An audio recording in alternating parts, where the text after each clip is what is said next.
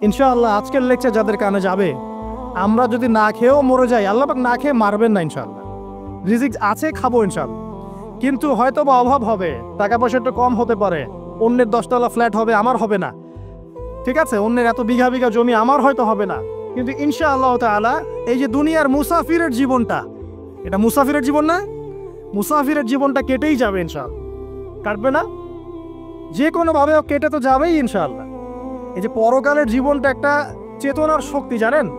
দুনিয়াতে যত বাধা বিপত্তি আসুক, গাল মন্দ খান, গীবত তহমত খান, কষ্ট হোক, নির্যাতন হোক, একটা বিষয় মনের মধ্যে শান্তি দেয়। কি শান্তি? যে এই দুনিয়ার জীবনটা তো আর চিরস্থায়ী নয়, এটা তো আর সারা জীবন থাকবে না।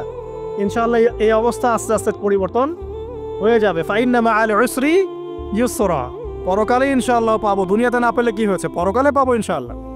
যুবক ভাই, এসব জেনা ছেড়ে দেন, আল্লাহ রাব্বুল আলামিন আপনার জন্য হুর রেখেছেন জান্নাত, ইনশাআল্লাহ পাবেন ইনশাআল্লাহ।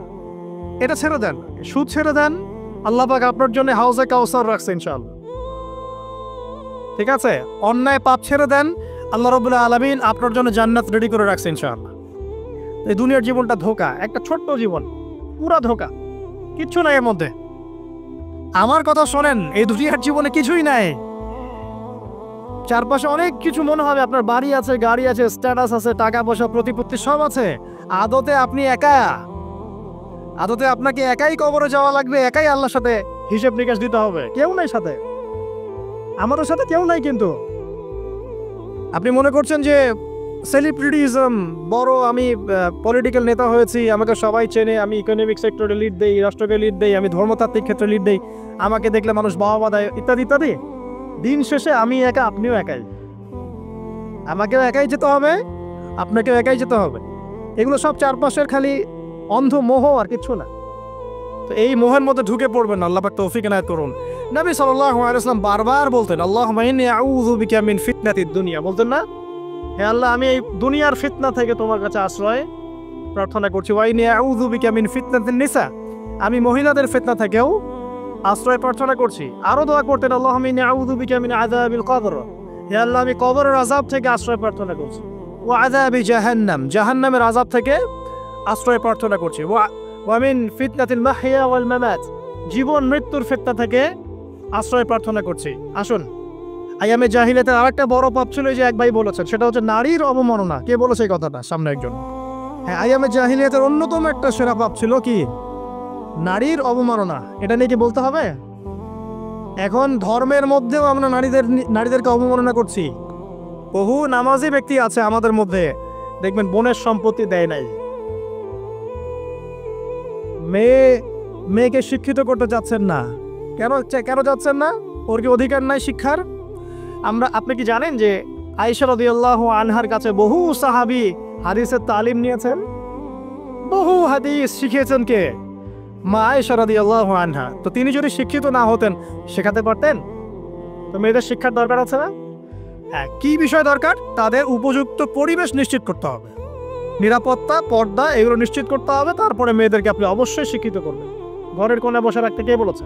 আপনি নিরাপদ পরিবেশ দেন, পর্দা দেন, তারা মাদ্রাসা যাবে, পড়াশোনা করবে, ঠিক আছে? আল্লাহ পাক আমাদের মা বোনদেরকে শিক্ষিত করার তৌফিক দান করুন, আমিন। ভালো ভালো কোয়ালিটি সম্পন্ন মহিলা মাদ্রাসা গড়ে তোলেন। আর মেয়েরা যদি শিক্ষিত না হয়, তাহলে আমাদের বাড়ির বউরা শিক্ষিত হবে না। আর বউ শিক্ষিত না হলে আপনি একা শিক্ষিত হয়ে লাভ নাই। তখন ওই যে বললাম টর্চার সেল, ওই টর্চার সেলে ঢুকতে হবে আর কি। কথা বুঝতে পারছেন না? আগে বিয়ে শাদী করেন, বুঝবেন ইনশাআল্লাহ। আর যারা করেছেন তারা অলরেডি হাসছে যে মিটমিট করে দেন, ঠিক আছে? আচ্ছা, সামনে আসেন। দেখেন মেয়েদের অবমাননা কিভাবে দেখাবো। সবচেয়ে বড় অবমাননা হচ্ছে ওদের দেহটাকে আমরা এখন পণ্য বানিয়েছি। এই মেয়েগুলোর ইজ্জতের কোনো দাম নাই, মানে তাদের দেহটাকে একটা ব্যবসার সামগ্রী বানানো হয়েছে। এবং আমি একটা লেকচার দিয়েছিলাম ঢাকায়, নীল দর্পণ, দেখবেন অনলাইনে আছে। ওখানে আমি স্ট্যাটিস্টিক দেখিয়েছি যে সারা বিশ্বে এই যে আমেরিকায় শুধুমাত্র $12 বিলিয়ন ব্যবসা করে। এটাকে ব্যবসা, একটা ইন্ডাস্ট্রি। যেমন ফিল্ম ইন্ডাস্ট্রি আছে, তারপরে গানের ইন্ডাস্ট্রি আছে না? এখানে সবাই অ্যাক্ট্রেস, এরা হচ্ছে অভিনেতা অভিনেত্রী। এখানে যা দেখানো হয় এগুলো কিন্তু রিয়েল না, বাস্তব না, সব ফেক। বুঝতে পারছেন না কথা? এগুলো অভিনয় এবং ফেক। এবং এটা একটা ইন্ডাস্ট্রি, এর মধ্য দিয়ে মেয়েদের দেহটাকে পণ্য বানিয়ে সারা বিশ্বে ব্যবসা করছে। এবং এর একটা অন্যতম উদ্দেশ্য হচ্ছে মুসলিম যুবকদের ঈমান যেন নষ্ট করা যায়। কারণ মুসলিম যুবকদের ঈমান চলে গেলে তারা নিশ্চিন্ত যে ওদের পথে আর কেউ বাধা নাই। কারণ ওদের এই জুলুমের পথে বাধা যদি কেউ দিতে পারে তাহলে কারা দিবে? মুসলিমরা। আর মুসলিমদের মধ্যে সবচেয়ে শৌর্য বীর্য কাদের মধ্যে থাকে? যুবকদের মধ্যে। যুবকদের ঈমান যদি চলে যায় তাহলে এদের আর কোনো সমস্যা নাই। তো এই বিষয়টা খেয়াল করবেন যে এটা একটা ইন্ডাস্ট্রি। সো এখানে আমরা মেয়েদের দেহটাকে আমরা কি বানিয়েছি? পণ্য বানিয়ে দিয়েছি। আর এখন তো চলছে কাপড় খোলা সংস্কৃতি। প্রত্যেকটা সেক্টরে আপনি গিয়ে দেখবেন মেয়েদের ইজ্জত সম্মান আব্রুটাকে উন্মুক্ত করে এটাকে দিয়ে আমরা বিজনেস করছি আর কি। এটাকে বিজনেস। এখানে সমাধান কি? সমাধান আয়েশা রাদিয়াল্লাহু আনহা। সমাধান কে? সমাধান ফাতিমা রাদিয়াল্লাহু আনহা। সমাধান কে? সমাধান খাদিজা রাদিয়াল্লাহু আনহা। আমাদের মা, আমাদের বোন, আমাদের স্ত্রীদেরকে তাদের মতো করে মানুষ করতে হবে, গড়ে তুলতে হবে ইনশাআল্লাহ। দেখবেন নারীর সত্যিকারের সম্মান নিশ্চিত হবে ইনশাআল্লাহ। ইসলাম কি কখনো বলেছে যে মেয়েরা কাজ করতে পারবে না, পড়াশোনা করতে পারবে না ইত্যাদি? এই নাস্তিকরা তো ঠুনকো যুক্তি দিয়ে আক্রমণ করে। কে বলেছে সমস্যা?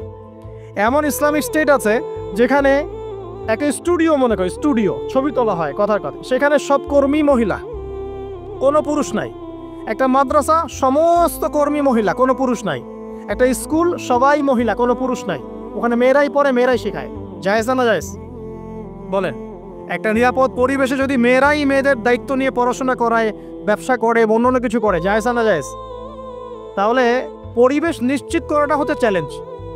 ইসলাম বলছে না যে আপনি তাকে একদম অজ্ঞ করে রেখে ঘরের কোণে ফেলায় রেখে দেন, তাকে আপনি পড়াশোনাও শেখাবেন না, সম্পত্তির অধিকারও দিবেন না, কিছুই না। এগুলো ইসলাম কখনো বলেনি। বলেছে? আরে বোকা মানুষ! রাসূলুল্লাহ সাল্লাল্লাহু আলাইহি ওয়াসাল্লামের সময় তো মহিলা সাহাবীরা উহুদের যুদ্ধ করেছে। কি শুনলেন? রাসূল সাল্লাল্লাহু আলাইহি ওয়াসাল্লামের সময় মহিলা সাহাবী উহুদের যুদ্ধও করেছে। উহুদের যুদ্ধের নাম শুনেছেন? ওখানে মহিলা সাহাবীও ছিল তীরন্দাজ। তাহলে মহিলারা কি করে নাই নবীর যুগে? আর খাদিজা রাদিয়াল্লাহু আনহা যত বড় ব্যবসায়ী ছিলেন, এখন এত বড় ব্যবসায়ী পাবেন? কোনো মেয়ে আছে এত বড় ব্যবসায়ী? উসমান রাদিয়াল্লাহু আনহু যত বড় বিজনেসম্যান ছিলেন, এখন এত বড় বিজনেসম্যান আছে? তো কি ছিল না সেই স্বর্ণযুগে? ওই স্বর্ণযুগের সুন্নতি আমাদেরকে আমল করতে হবে। আল্লাহ পাক তৌফিক এনায়েত করুন, আমিন। প্রিয় মা ও বোনেরা, পর্দা ছাড়বেন না। আপনাদের জন্য 4টা কাজ: স্বামীর আনুগত্য করা, লজ্জাস্থানের হেফাজত করা, আপনার 5 ওয়াক্ত সালাত ঠিকঠাক মতো আদায় করা এবং রমজান মাসে সাওম রাখা। নবীজি বলেছেন সাল্লাল্লাহু আলাইহি ওয়াসাল্লাম, জান্নাতের যে কোনো দরজা দিয়ে ইচ্ছা আপনি প্রবেশ করতে পারবেন। আপনার জন্য সহজ। আর স্বামীর আনুগত্য বলতে আমি বুঝাইনি স্বামীর দাসত্ব করতে হবে, এটা বলিনি। এখনকার কিছু ফ্যামিলিস্ট মেয়ে আছে, ওরা আনুগত্য শব্দ মনে হয় যে দাসত্ব মনে হয়। আনুগত্য দাসত্ব এক জিনিস না। আনুগত্য কি? স্বামী কোরআন সুন্নাহর অনুকূলে কোনো কথা বলেছে, আপনি মানবেন। স্বামী বলছে পর্দা করো, তোমাকে ভালোবেসে বলছি তুমি পর্দা করো, তুমি আমার অনেক প্রিয় একজন মানুষ, তুমি বেপর্দায় বাইরে যাবা আর লোকজন দেখবে, কেমন হয়? ঠিক আছে, তোমাকে তো আমিই বিয়ে করেছি, তুমি আমার মানুষ, তোমাকে দেখতে গেল, ঠিক আছে? তো এখন স্বামী ভালো কথা বলেছে, আপনি শুনলেন, এটা আনুগত্য। আর ওই স্বামী যদি বলে আসো তো আমার কলিগরা এসেছে, ওকে খাবার সার্ভ করতে হবে, আসো খাবারটা পরিবেশন করো, এখন আপনি বেপর্দা হয়ে আপনার স্বামীর কলিগের সামনে খাবার পরিবেশন করতে শুরু করলেন, এটা কি আনুগত্য করতে হবে? এটা তখন আপনি আনুগত্য করবেন না। সিম্পল, কোরআন সুন্নাহর অনুগত কাজে আপনি স্বামীর আনুগত্য করবেন, বিপরীতে গেলে আপনি করবেন না। স্বামীর আনুগত্য মানে স্বামীর দাসত্ব নয়। আর এই হাদিসটা আপনি কেন ভুলে যান যে আল্লাহ রাসূল সাল্লাল্লাহু আলাইহি ওয়াসাল্লাম বলেছেন, আল্লাহ ছাড়া যদি কাউকে সেজদা করা যেত, সম্মান বুঝাচ্ছেন, আল্লাহ ছাড়া যদি কাউকে সেজদা করা জায়েজ হতো, আমি মেয়েদেরকে বলতাম যেন স্বামীকে সেজদা করে। কেন? কারণ আপনাকে রেসপন্সিবিলিটি, আপনার খাবার, আপনার ফুড, আপনার শেল্টার, আপনার পুরো দায় দায়িত্ব নিজের হাড় ভাঙা পরিশ্রম দিয়ে, জীবনের ঝুঁকি নিয়ে স্বামী আপনার জন্য করে। সে আপনার সম্মান পাওয়ার যোগ্য তো? সে কি আপনার সম্মান পাওয়ার যোগ্য নয়? আপনি যদি সম্মানের হক আদায় না করতে পারেন তাহলে আপনি অকৃতজ্ঞ। আর অকৃতজ্ঞ মেয়ে কখনো জান্নাতে যাবে? একটা হাদিসে আছে, বেশিরভাগ মেয়ে জাহান্নামের যাওয়ার অন্যতম কারণ হচ্ছে তারা স্বামীর সাথে কুফুরি করে। কি করে? সারা জীবন স্বামী ভালোবেসে যায়, ভরণ পোষণ দিয়ে যায়, সব চাহিদা পূরণ করে যায়, একদিন দেখবেন কথা কাটাকাটি হয়েছে, ওই দিন বলে বসবে যে তোমার কাছে আমি কিচ্ছু পাই নাই সারা জীবনে। এই যে কুফুরি, এই কারণে তারা জাহান্নামে যেতে পারে বেশি। আল্লাহ হেফাজত করুন। আরেকটা কারণ হচ্ছে যে বেপর্দা। আপনাকে 4টা মূলনীতি ফলো করতে হবে। 1, এমন কোনো পোশাক পরবেন না যে পোশাকটা আটো-সাটো, যেটা পরলে আপনার গায়ের কাঠামো বোঝা যায়। এটা বোরখা হলেও পরা যাবে না। আমি কি বুঝাতে পারছি? ডিজিটাল বোরখা দেখেন নাই? দেখছেন? মাশাআল্লাহ। আর কারা কারা দেখছেন? এদিকে চোখ বেশি যায় না? আচ্ছা, এমনি দেখা যায়, চোখ দিতে হয় না, এমনি দেখা যায়। ডিজিটাল বোরখা চলবে না, ডিজিটাল বোরখা চলবে না। আমার মত, এটা আমি মত দিচ্ছি, আমি আল্লাহর রাস্তায় সময় দিয়েছি অনেকদিন, এবং এখানে যে পর্দাটা শেখানো হয় এরকম পর্দা আমি অন্য কোথাও দেখি নাই। এত চমৎকার পর্দা শেখানো হয়। কারা কারা সময় লাগিয়েছেন? 3 দিন 7 দিন সময় দিয়েছেন কারা কারা? বেশিরভাগই দেন নাই। সমস্যা নাই, দিতে হবে, আমি বাধ্যতামূলক বলিনি আপনাকে। বলেছি এখানে পর্দা শেখানো হয়, চমৎকার পর্দা শেখানো হয়, যে এখানে চোখটা পর্যন্ত তাদের ঢেকে রাখার তালিম দেওয়া হয়। যাই হোক, যেখানেই শেখেন, অ্যাটলিস্ট পর্দাটা শিখলেই হলো। এমন পোশাক হবে না যেই পোশাকটা আটো-সাটো, যেটা পরে আপনার গায়ের কাঠামো বোঝা যায়। 2 নম্বরে এমন পোশাক পরা যাবে না যেই পোশাকটা পরলে বাহির থেকে ভিতরের অঙ্গ দেখা যায়। দেখেছেন? দেখেন নাই? দেখছেন হুজুর? আচ্ছা, আপনারা তো সব দেখেন দেখি। তারপরে 3 নাম্বার, এমন পোশাক পরা যাবে না যেটা অমুসলিমদের সাথে সাদৃশ্য আছে। কথা বুঝতে পারছেন? অমুসলিমদের ধর্মীয় বিষয়ের সাথে সাদৃশ্য আছে এমন পোশাক মুসলিম মেয়েদের পরা যাবেন। এর মানে এই নয় যে অন্য ধর্মকে আপনি আক্রমণ করবেন, এটাও নয়। যে যার ধর্ম তাদের স্বাধীনতা মতো পালন করবে। মুসলিমরা বাধা দিবে? দিবে না। মুসলিমরা দাওয়াত দিতে পারে। কি করতে পারে? দাওয়াত দিতে পারে যে ভাই, এই যে লা ইলাহা ইল্লাল্লাহর কনসেপ্ট আপনাকে বুঝাচ্ছি, আল্লাহ ছাড়া কোনো মাবুদ নাই, মুহাম্মদ সাল্লাল্লাহু আলাইহি ওয়াসাল্লাম সর্বশেষ রাসূল, এই কোরআন পড়ুন, হাদিস পড়ুন, দেখুন এটাই হচ্ছে মানবতার মুক্তির সনদ। এরপর যদি সে ইসলাম কবুল করে আলহামদুলিল্লাহ, যদি না করে এর হিসাব কে দিবে?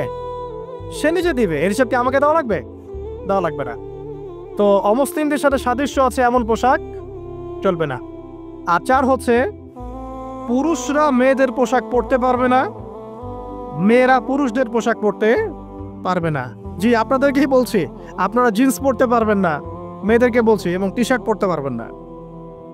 আপনারা ওই যে যা ইচ্ছা তাই ড্রেস পরে বলবেন যে 1000 বছরের সভ্যতা সংস্কৃতি, এসব বাজে কথা চলবে না এখানে। এটা 1000 বছরে কোনোদিন আমাদের দাদা নানিরা এগুলা কখনো পরে নাই। পরছে? আপনার দাদি কখনো এরকম পরছিল শাড়ি? তো এই যে বললো 1000 বছর থেকে পরে আসতেছে নাকি? সুবহানাল্লাহ। তো এখানে বিষয়টা হচ্ছে, পুরুষ মেয়ের পোশাক পরতে পারবে না, মেয়ে পুরুষের পোশাক পরতে পারবে না। আমি খুব সংক্ষিপ্ত করে আপনাকে কোরআন সুন্নাহ থেকে 4টা মূলনীতি বলে দিলাম। এই 4টা মূলনীতি কোরআনেও আছে, হাদিসেও আছে। আসেন, এই যে নারীর অবমাননা, এই বিষয়টা আইয়ামে জাহিলিয়াতে যেমন ছিল, এখন দেখবেন আরো বড় পরিসরে এসেছে। আসে নাই? এই যে ফ্যাশন শো, দেহের প্রদর্শনী, বিভিন্ন ফিল্মস দেখবেন, ফিল্ম ইন্ডাস্ট্রিজে দেখবেন, মিউজিকে দেখবেন, পর্নে দেখবেন, মেয়েদের দেহটাকে নিয়ে ব্যবসা করা হচ্ছে। আগে তো না হয় কন্যা সন্তান হলে জীবন্ত পুঁতে ফেলতো নাকি? এখন যদি গর্ভের বাচ্চা মেয়ে জানে, অনেকে আগেই মেরে ফেলায়। বোঝেন নাই মনে হয়? অনেকে যদি জানে যে গর্ভে মেয়ে সন্তান আছে, আগেই মেরে ফেলায়। এমন অনেক দেশ আছে, আমি নাম বলছি না দেশের সঙ্গত কারণে, যে সে দেশে এরকম মেয়ে সন্তানকে এই যে খালাস করে ফেলার, নষ্ট করে ফেলার, ভ্রূণ নষ্ট করার আলাদা ক্লিনিক আছে, আলাদা হসপিটাল আছে। বলে নাউজুবিল্লাহ। তো আসলে ওই 1450 বছর আগের মানুষটা বেশি বর্বর ছিল না আমরা বেশি বর্বর? এই অধিকারের কথা বলে বলে আমরা মেয়েদের দেহটাকে নিয়ে এখন মস্করা করছি, তামাশা করছি। সবচেয়ে সেরা অধিকার কোথায় পাবে? কোরআনে পাবে, হাদিসে পাবে, ইসলামে পাবে। তার পর্দা নিশ্চিত হবে, দেহ সেফ থাকবে, তার ইজ্জত নিশ্চিত হবে, ইজ্জত সেফ থাকবে, তার সম্মান সেফ থাকবে, তাকে রাজরানীর মতো স্বামী বাসায় রাখবে, কারণ সে হচ্ছে তার কাছে সবচেয়ে মূল্যবান প্রিয় বস্তু। শুধু তাই নয়, সম্পত্তির অধিকার তাকে দিতে হবে। একজন মেয়ে তার ভাইয়ের সম্পত্তি পাবে, তার বাবার সম্পত্তি পাবে, তার স্বামীর সম্পত্তি পাবে, সব দিক থেকে সে সম্পত্তি পাবে। আর একজন ছেলে কিন্তু সব দিক থেকে সম্পত্তি পাবে না। এই বিষয়গুলো যখন এক শ্রেণীর মানুষ বোঝে না, তখন ইসলামের বিরুদ্ধে অহেতুক প্রোপাগান্ডা চালানো শুরু করে। সবচেয়ে সেরা সম্মান রক্ষার উদাহরণ দেয়া হয়েছে ইসলামে, কোরআনে এবং হাদিসে। এই কথাটা আপনাদের মা বোনদেরকে বুঝাবেন, তবে নম্রতার সাথে বুঝাবেন, কারণ উচ্চবাচ্য করলে তারা কথা শুনবে না। আল্লাহ রাসূল সাল্লাল্লাহু আলাইহি ওয়াসাল্লাম বলেছেন, কিছুটা বাঁকা হাত দিয়ে তাদেরকে তৈরি করা হয়েছে। যদি আপনি শক্ত করে চাপ দিতে যান তাহলে ভেঙে যাবে, আর যদি আপনি ওই অবস্থায় ছেড়ে দেন তাহলে বাঁকাই থেকে যাবে। এখানে আপনাকে হিকমা অবলম্বন করতে হবে। আল্লাহ পাক তৌফিক দান করুন। একটা বিষয় বলছিলাম, ওই যে শিরকের পাপ এখন গ্লোবালাইজেশন হয়েছে না, ওই সুদের পাপ এখন গ্লোবালাইজেশন হয়েছে না। গ্লোবালাইজেশন বোঝেন? মানে বিশ্বায়ন, পুরো বিশ্বে ছড়িয়ে পড়েছে না। আরেকটা হচ্ছে এই যে মেয়েদের অবমাননা, এটা সারা বিশ্বে ছড়িয়ে পড়ে নাই? আচ্ছা, আর দুটা বলবো, এরপর বলে আমি শেষের দিকে যাচ্ছি। আসেন, খালি ডিগ্রি সার্টিফিকেট অর্জন করতে পারলেই অধিকার হয়? আমার তো ইজ্জতই ঠিক থাকলো না, আমার অধিকার কোথায় থাকলো? একটা সার্টিফিকেট অর্জন করার জন্য কলেজের মেয়েদেরকে বড় বড় নেতার বেডরুমে ঢুকানো হচ্ছে, দেখেন নাই? তো একটা সার্টিফিকেট অর্জন করতেই হবে আমাকে, নিজের ইজ্জত বিক্রি করে দিয়ে হলেও আমার সার্টিফিকেট অর্জন করতেই হবে।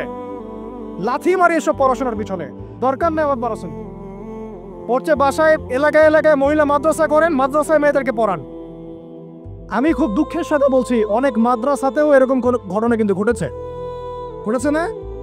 এখানে একটা কথা আমরা পরিষ্কার করতে চাই, সেটা হলো যে পাপ পাপী, রেপি, ধর্ষণী, সে আলেম করুক আর জালেম করুক, ইমাম করুক আর জালেম করুক, ফাসেক করুক, সবাইকে সমান শাস্তি নিশ্চিত করতে হবে। আর শাস্তি হবে দৃষ্টান্তমূলক, যেন আরো 10 জন দেখে শিক্ষা নেয়। ওই যে ইসলামে আছে না হাত কেটে ফেলায়, কি কারণে বলেন তো? কারণ সবাই যখন দেখবে এই যে খুঁটির সাথে বেঁধে একটা চোরের হাত কেটে ফেলা হয়েছে, এলাকার সব মানুষ দেখেছে, চুরি পারবে না কমবে? নিশ্চিত চুরি কমে যাবে ইনশাআল্লাহ। এই যে নারীর অবমাননার ওই যুগের চেয়ে এই যুগে বেশি না কম? আপনি ভালো করে আল্লাহর নূর দিয়ে দেখেন। আমি প্রথমে বলেছি, শুধু বাইরের চোখ দিয়ে দেখলে সব বুঝতে পারবেন না। আল্লাহ পাকের নূর দিয়ে দেখেন, কোরআন সুন্নাহর গভীর জ্ঞান দিয়ে দেখেন, দেখবেন ওই জাহিলিয়াতের চেয়ে 1000 গুণ বেশি জাহিলিয়াত এখনকার বিশ্বে চলছে। আল্লাহ পাক আমাদের মা বোনদের ইজ্জত হেফাজত করুন, তাদের সম্মান হেফাজত করুন। আমরা দোয়া করি আল্লাহ পাক তাদেরকে উচ্চশিক্ষায় শিক্ষিত করুন, নিরাপত্তা নিশ্চিত করুন। কেউ যদি ওদের দিকে খারাপ চোখ তুলে তাকায়, আল্লাহ পাক সেই চোখকে যেন ধ্বংস করে দেয়।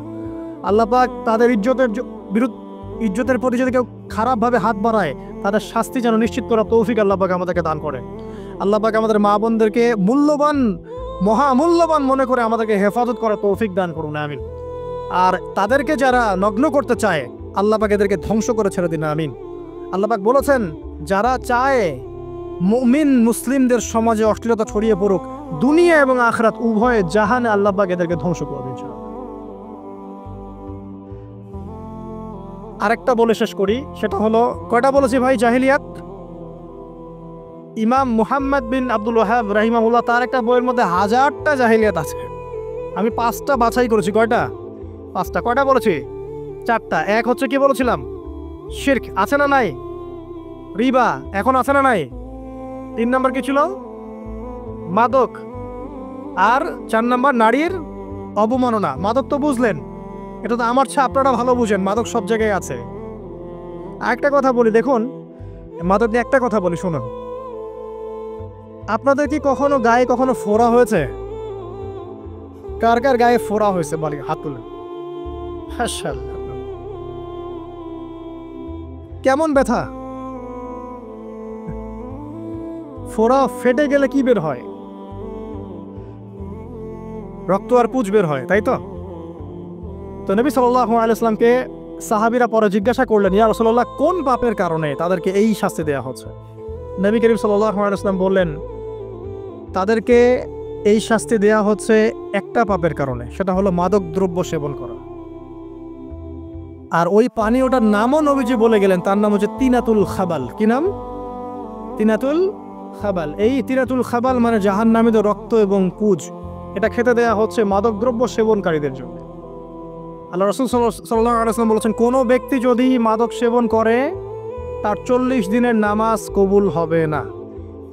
সে যদি আবার তওবা করে ফিরে আসে, আল্লাহ পাক মাফ করে দিবেন ইনশাআল্লাহ।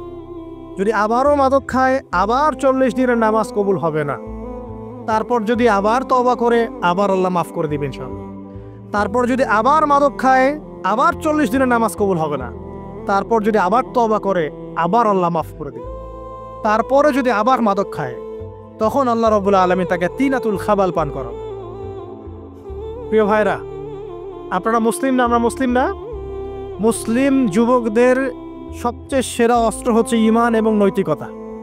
অন্যরা জাহিলিয়াতের স্রোতে ভেসে যাক, মুসলিম তরুণরা কখনো জাহিলিয়াতে যাবে না ইনশাআল্লাহ।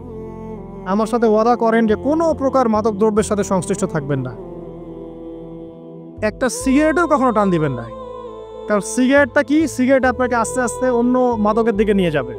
সিগারেট খাওয়া শিখেছিস, এখন গাঁজাও খা, গাঁজা খাওয়া শিখলে এখন ওটা খা, ওটা খা, এই করতে থাকবে। এক পর্যায়ে আপনি এখান থেকে আর বের হতে পারবেন না।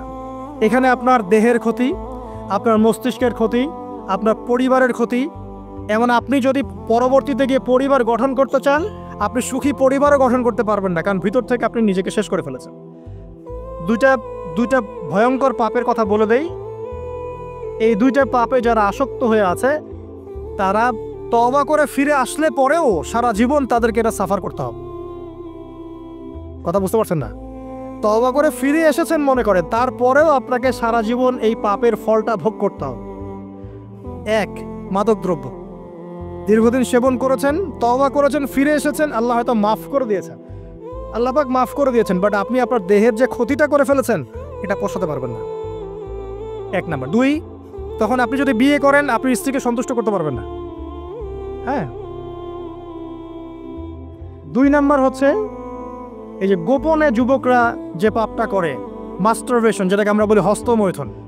এই পাপ যেসব যুবকরা করছে বা করে, এবং অ্যাভেলেবেল এই পাপটা সবাই করে, কারণ যারা হস্তমৈথুনে অভ্যস্ত হয়ে গেছে, এরা যদি তওবা করে ফিরেও আসে, শরীরের যে ক্ষতিটা হয়েছে এটা পূরণ হবে না কখন।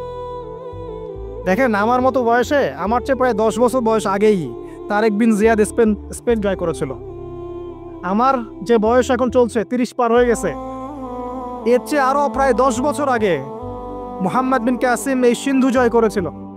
এখন যে ইসলাম আপনি ভোগ করছেন, এটা তাদের ফল, তাদের এই জিহাদের ফল। তো এখন আমাদের এই যে 20 বছর 30 বছরের যুব সমাজের দিকে তাকায় দেখেন, একবার তাকায় দেখেন, চেহারাগুলো একটু দেখেন, চেহারা দেখেন, এক একটা চেহারা দেখেন, চেহারায় নূর নাই, নষ্ট হয়ে গেছে, নামাজ নাই, চোখগুলো বসে যাচ্ছে, কারণ সারা রাত জেগে থাকছে। ওই যে টিকটক টিকটক টিকটক সারা রাত, হ্যাঁ, সারা রাত ফোনে, সারা রাত গল্প গুজব। রাত্রেবেলা দেখবেন, রাত্রেবেলা শহর যেন জীবিত হচ্ছে। রাত্রেবেলা ক্যারাম খেলে, রাতে লুডো খেলে, রাতে এটা করে, রাত্রে সে, সারাদিন ঘুম, সারাটা দিন ঘুম। আপনি কি জানেন সারা রাত কে জেগে থাকে, সারাদিন কে, সারা রাত কে ঘুমায়, আর সারা দিন কে জেগে থাকে? সারা রাত জেগে থাকে কুকুর, এবং সারাদিন ঘুমায় কুকুর। আর দেখবেন আপনি বিড়ালকে দেখবেন, ও কিন্তু রাত্রে ঘুম, এবং দিনের বেলা সে অ্যাক্টিভ। পাখিকে দেখবেন, পাখি সন্ধ্যা হলো একদম ঘরে, যেই সূর্য ডুববে পাখি একদম ঘরে, দেখেন না, পাখি ঘরে। আর যেই ফজর হবে পাখি বের হয়ে গেল। আর আল্লাহ রাসূল সাল্লাল্লাহু আলাইহি ওয়াসাল্লাম হয়তো বা এই কারণেই, আল্লাহ ভালো জানেন, তিনি বলেছেন এমন কিছু মানুষ জান্নাতে যাবে যাদের মনটা হবে পাখির মতো। সুবহানাল্লাহ। দেখেন পাখি কি করে, একদম সন্ধ্যা হলো ঘরে ঢুকে গেল, যেই ফজর হবে একদম ফজরের আগে আগে সে বের হয়ে গেল। তো পাখির মতো হওয়ার চেষ্টা করেন, পাখির মতো লাইফস্টাইলে আসেন, এবং সে সারাদিন পরিশ্রম করে রিজিকের জন্য, করে না? আল্লাহ পাক পাখিকে রিজিক দেন কি চাকরির মধ্য দিয়ে, না ব্যবসার মধ্য দিয়ে? কিভাবে সে রিজিক পায়? তাওয়াক্কুল, তাওয়াক্কুল, আল্লাহর প্রতি তাওয়াক্কুল। আর তাওয়াক্কুল করে কি সে ঘরে বসে থাকে, না রিজিক সার্চ করে, রিজিক তালাশ করে? আপনিও রিজিক তালাশ করেন, আল্লাহ পাক রিজিক দিবে ইনশাআল্লাহ তাআলা। প্রিয় যুবক ভাইরা, আল্লাহর ওয়াস্তে তওবা করেন। যারা যারা মাদকদ্রব্যের সাথে সংশ্লিষ্ট আছেন বা থাকার সম্ভাবনাও ছিল, এর ধার কাছেও যাবেন না। ওয়াদা করছেন তো? এবং গোপন পাপে লিপ্ত হবেন না, গোপন পাপে লিপ্ত হবেন না। আপনি যৌবনকে ধরে রাখেন, ইনশাল্লাহ দেখবেন আপনি সারা জীবন এনজয় করতে পারবেন ইনশাল্লাহ।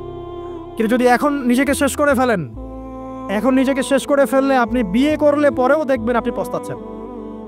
ওই যে কলিকাতা হারবালে যেতে হবে, তখন মডার্ন হারবালে দৌড় দিতে হবে। আর সব হারবাল টারবাল খেয়ে লাভ হয় না। কারণ কি? কারণ আল্লাহ প্রদত্ত যে নেয়ামত সেটা আপনি নষ্ট করে ফেলেছেন। এখন এইটা আর আপনি ক্ষতিপূরণ দিতে পারবেন। অতএব জীবনটাকে সিরিয়াসলি নেন।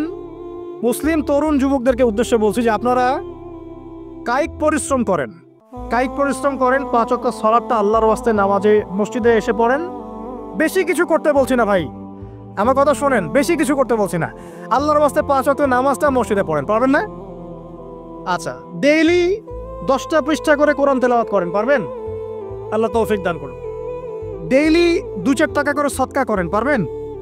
আচ্ছা, প্রত্যেক দিন কিছু দাওয়াতি কাজ করেন, আমর বিল মারুফ, সৎ কাজের আদেশ করবেন, নাহি আনিল মুনকার, অসৎ কাজে নিষেধ করবেন, পারা যাবে ইনশাআল্লাহ। আপনি হালাল রিজিকের একটা সন্ধান খোঁজার চেষ্টা করেন, পারবেন ইনশাআল্লাহ। পড়াশোনায় নিজেকে ব্যস্ত রাখেন, লেখাপড়ে নিজেকে ব্যস্ত রাখেন। যদি এর পাশে আপনি সময় পান, আমি বলবো আপনি খেলাধুলা করেন।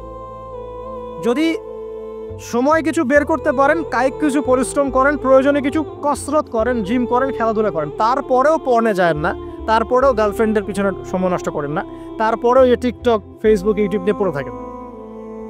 ওগুলোর চেয়ে খেলাধুলা করা অনেক ভালো আছে। অ্যাটলিস্ট আপনি ফিজিক্যালি ফিট থাকবেন।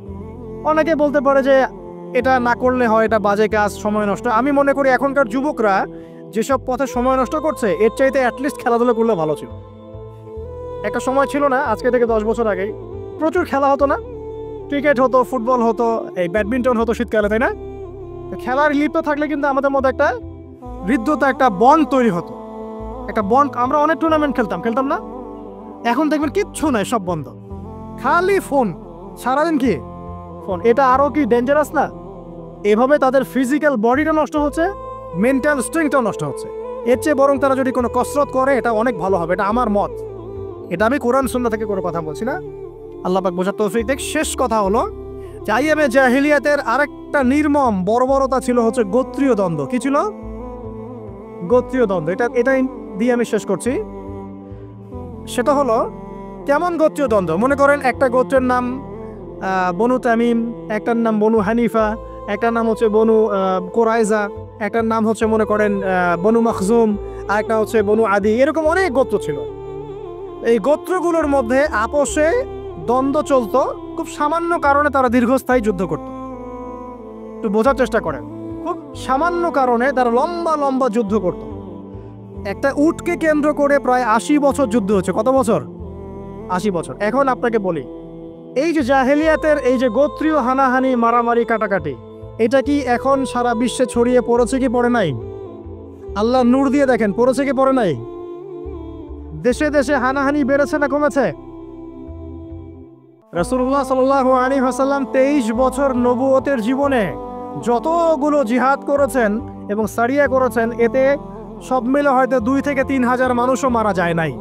প্রিয় ভাইরা, দেখুন, আমি এক কথায় বোঝাতে চাইলাম যে জাহেলি যুগ আপনি যেটাকে বলছেন, আইয়ামে জাহিলিয়াত যেটাকে বলছেন, যে কারণে বলছেন, ওই কারণগুলো প্রত্যেকটা কারণ এখনকার বিশ্বে মজুদ আছে। শুধুমাত্র স্বল্প পরিসরে না, এখন বড় পরিসরে মজুদ আছে। অতএব আপনাকে যদি আইয়ামে জাহেলিয়াতুল আকবার বলে কোনো বিশ্বকে রিকগনাইজ করতে হয়, তাহলে এখনকার বিশ্বকে করতে হবে। অতএব এই ওয়ার্ল্ড অ্যাফেয়ার্সটাকে বোঝেন, জাহিলিয়াতটাকে বোঝেন। এই জাহিলিয়াত থেকে উত্তরণের জন্যে সমাধান কে দিয়েছিল বলেন? ইসলাম কি সমাধান দেয়নি? ইসলাম সমাধান দিয়েছে, কোরআন সমাধান দিয়েছে। রাসূলুল্লাহ সাল্লাল্লাহু আলাইহি ওয়াসাল্লাম 23 বছরের মধ্যেই সমস্ত জাহিলিয়াতকে দূর করে দিয়েছে, দেন নাই? বলেন, 23 বছর পর কি মক্কায় শিরক ছিল? বলেন, 23 বছর পর কি মক্কায় সুদ ছিল? 23 বছর পর কি মক্কায় জেনা, এই যে আপনার ব্যভিচার, এই যে আপনার মাদক, এই যে গোত্রীয় হানাহানি, নারীর অবমাননা, এগুলো ছিল? তাহলে একজন মহামানব, তিনি 23 বছরের মধ্যেই পুরো সমাজটাকে সংস্কার করে ফেললেন না? সেই রাসূল সাল্লাল্লাহু আলাইহি ওয়াসাল্লামের সুন্নত কি মরে গেছে? সেই আল্লাহ কি মরে গেছে? নাউজুবিল্লাহ। সেই আল্লাহ পাকের নাজিলকৃত কোরআন এবং হাদিস কি মরে গেছে? তাহলে সেই আল্লাহ যদি জীবিত থাকেন, সেই রাসূলের আদর্শ যদি জীবিত থাকে, এবং সেই কোরআন যদি এখনও মুসলিমদের হাতে থাকে, তাহলে এখনকার বিশ্বের জাহিলিয়াত আমরা ফেস করতে পারবো না? পারবো না ইনশাল্লাহ? পারবেন ইনশাল্লাহ? কি করবেন তাহলে? মোটা থেকে কয়েকটা কথা বলে শেষ করে দিই। 1 নাম্বার, প্রিয় ভাই, জ্ঞান অর্জন করেন, প্রচুর পড়াশোনা করেন। জ্ঞান অর্জনের ক্ষেত্রে সাম্প্রদায়িক হবেন না, এতটুকু নিব এতটুকু নিব না, এর থেকে নিব ওর থেকে নিব না, এমন হবেন না। জ্ঞান যেখানে পাচ্ছেন নিতে থাকেন, আল্লাহ পাক আপনাকে নূর দিবে ইনশাআল্লাহ। আল্লাহ যখন আপনাকে নূর বা আলো দিবে তার পক্ষ থেকে, আপনি এমন কিছু দেখবেন যে অন্যরা দেখতে পারছে না। আপনি খিজির হয়ে যাবেন ইনশাআল্লাহ আলাইহিস সালাম। যে মুসা আলাইহিস সালাম বুঝতে পারছেন না কেন নৌকা ফুটা করছে, কেন বাচ্চাকে হত্যা করছে, আর কেন দেয়াল নির্মাণ করছে, কিন্তু খিজির আলাইহিস সালাম বুঝতে পারছেন কেন এগুলো করতে হচ্ছে। 2 নাম্বার, প্রিয় ভাই, আপনার হায়াতটাকে মূল্যায়ন করেন।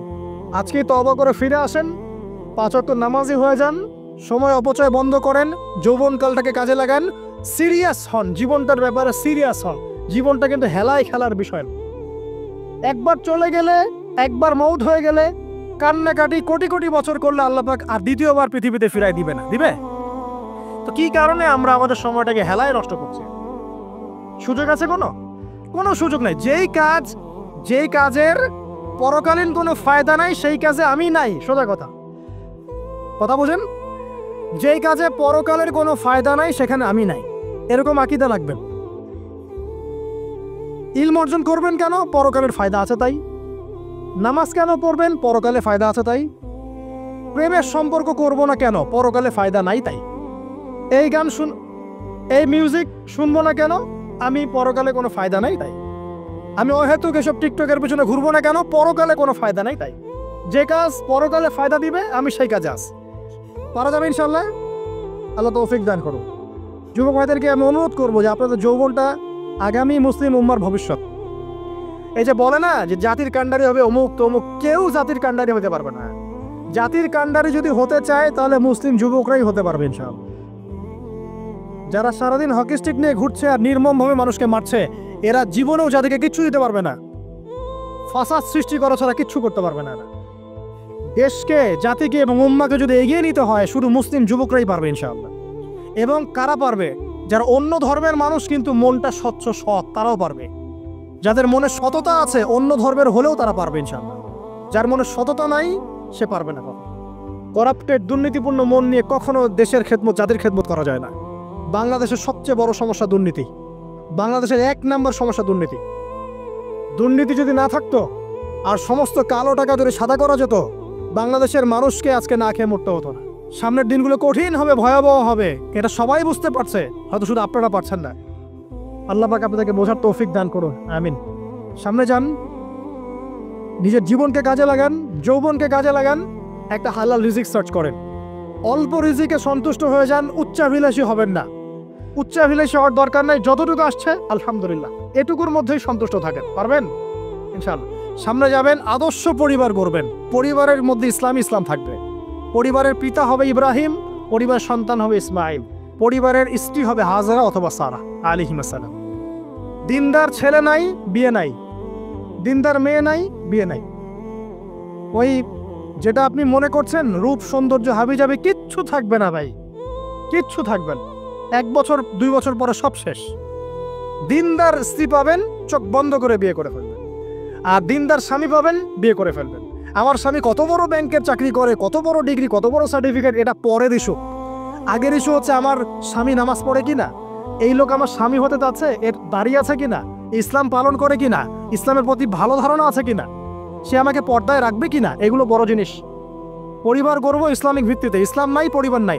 এমনকি পরিবার গড়ার পরেও যদি দেখেন যে পরিবারের সদস্যদেরকে বোঝাতে আপনি ক্লান্ত হয়ে যাচ্ছে, পরিবারের সদস্যদেরকে দিন বোঝাতে আপনি ক্লান্ত, কিছুতেই দিন বুঝতে চায় না, আপনি আসহাবুল কাহাফ হয়ে যান, তাও ভালো। বুঝেন নাই? আপনি নিজের চরকায় তেল দেন, ওটা বাদ দেন, ওর কবরের হিসাব ওর উপর ছেড়ে দেন, আপনি ইব্রাহিম হয়ে যান, আপনি আসহাবুল কাহাফ হয়ে যান, তাও ভালো। ইসলাম নিয়ে কোনো কম্প্রোমাইজ নাই। পরিবারের সদস্যরাও যদি আল্লাহর পথে চলার ক্ষেত্রে প্রতিবন্ধকতা সৃষ্টি করে, বাদ দিয়ে দেন, দরকার নেই। আল্লাহর জমিন প্রশস্ত, আল্লাহর জমিন প্রশস্ত, আল্লাহর রিজিক প্রশস্ত ইনশাআল্লাহ। আল্লাহ পাক উত্তম আরো কিছু দিবেন আপনাকে ইনশাআল্লাহ তাআলা। খেয়াল রাখবেন, পরিবারের মধ্যে ইসলাম থাকতে হবে। এখানে কিন্তু আপনাকে কেউ বাধা দিবে না, এর কর্তা আপনি নিজেই। আল্লাহ পাক তৌফিক এনায়েত করুন, আমিন।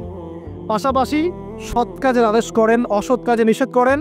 মুসলিম উম্মার মধ্যে ঐক্যের চেষ্টা করেন, বিভক্তি সৃষ্টি করবেন না।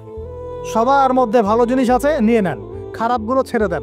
এমন কোনো সংগঠন বা দল বা জামায়া নাই যার 100%ই পরিশুদ্ধ, এমনটা কোনো নাই, কোথাও নেই। সবার মধ্যেই কিছু না কিছু ভুল থাকবেই, কিছু না কিছু ফল্ট থাকবেই। ওই ফল্টগুলোকে নিয়ে যদি আপনি পড়ে থাকেন আর কাদা ছড়াছড়ি করতে থাকেন, কাজ হবে না। এখন এই যুগটা সেই যুগ না। এটা কি সাহাবীদের যুগ যে চুল ছেঁড়া বিশ্লেষণ করতে হবে? এখন কি খেলাফা কায়েম আছে? সাহাবীদের যুগে খেলাফা কায়েম আছে, ইসলামিক অর্থনীতি কায়েম আছে, ইসলামিক রুলিংস চলছে। তখন সূক্ষ্ম বিষয় নিয়ে সাহাবীরা একে অপরের সাথে কনফ্লিক্টে যাচ্ছে, মত পার্থক্য হচ্ছে। আর এখন তো কিছুই নাই, এখন আপনি ওই ছোটখাটো বিষয় নিয়ে পড়ে আছেন, বড় বিষয়ের তো খোঁজ নয় এখন। আল্লাহ পাক আমাদেরকে বোঝার তৌফিক এনায়েত করুন, আমিন। সামনে এগিয়ে যাবেন এবং দিনের জন্য কিছু করার চেষ্টা করবেন। আপনার জান, আপনার মাল, আপনার সময় শ্রম দিয়ে ইসলামের জন্য কিছু করে যাওয়ার চেষ্টা করেন। কিছু না পারেন একটা এতিমখানা করেন, একটা মাদ্রাসা করেন, একটা মসজিদ করেন, ঠিক আছে, একটা সামাজিক সংগঠন করেন, একটা কি বলবো, আপনি যদি পলিটিক্সও করেন করেন, কোনো সমস্যা নাই, কিন্তু এটাকে ভালোর দিকে নিয়ে আসেন, ন্যায়ের দিকে নিয়ে আসেন। দুর্নীতি অন্যায় বাদ দেন, অন্যের ক্ষতি করা বাদ দেন, অন্যের গীবত তহমতের সংস্কৃতি বাদ দেন, ভালো কিছু করেন, সামাজিক কাজ করেন, মানবতার কাজ করেন। আপনি যদি লিখতে পারেন লিখেন, বলতে পারলে বলেন। আপনি কিছু করতে পারেন না, অ্যাটলিস্ট আপনি ইসলামপন্থীদেরকে সাপোর্ট দেন, আপনার সম্পদ দিয়ে, আপনার অর্থ দিয়ে সাপোর্ট করেন। কিচ্ছু করতে পারছেন না, কিছুই করার ক্ষমতা নাই, নিজেকে নিয়ে ব্যস্ত থাকেন, আগুন উস্কে দিয়েন না। মনে করেন আপনার কিছু করারই ক্ষমতা নাই, কোনো যোগ্যতা নাই, ঠিক আছে, আপনি চুপ থাকেন, অ্যাটলিস্ট আপনি আগুন উস্কে দিয়েন না, নিজেকে নিয়ে ব্যস্ত থাকেন, আপনি আপনার কাজ করেন। আল্লাহ পাক আমাদের সবাইকে দিনের জন্য কিছু করার তৌফিক দান করুন। আর সবশেষ কথা হচ্ছে যে বর্তমান অর্থনীতি, সমাজনীতি, বিশ্ব ওয়ার্ল্ড পলিটিক্স এগুলো খুব ভালো করে পড়াশোনা করবেন, করে কোরআন সুন্নাহর সাথে মেলাবেন, আখিরুজ্জামানের হাদিস এবং আয়াতগুলোকে স্টাডি করেন, সমসাময়িক প্রেক্ষাপটের সাথে এই পরিস্থিতিগুলো মেলানোর চেষ্টা করেন। দেখবেন আপনার চোখ আল্লাহ খুলে দেবে ইনশাআল্লাহ। এবং ইনশাআল্লাহ আজ্জা ওয়াজাল আপনি এমন কিছু সলিউশন জাতির সামনে উপস্থাপন করতে পারবেন যেটা আর 10 জন পারছে না ইনশাআল্লাহ। সর্বপ্রথম কথা, ব্যক্তিকে পরিশুদ্ধ করি, আত্মশুদ্ধি অর্জন করি, আল্লাহর হুকুম আহকামগুলো পালন করি, পরিবার গঠন করে হালাল রিজিক সার্চ করি, এরপরে আমি দিনের জন্য কিছু করার চেষ্টা করি। যদি আল্লাহ পাক আমাকে আরও বেশি যোগ্যতা দেন, তখন আরও বড় পরিসরে দিনের খেদমত করার তৌফিক আল্লাহর পক্ষ থেকে চেয়ে নেই। আল্লাহ পাক কবুল করবেন ইনশাআল্লাহ আজ্জা ওয়াজাল।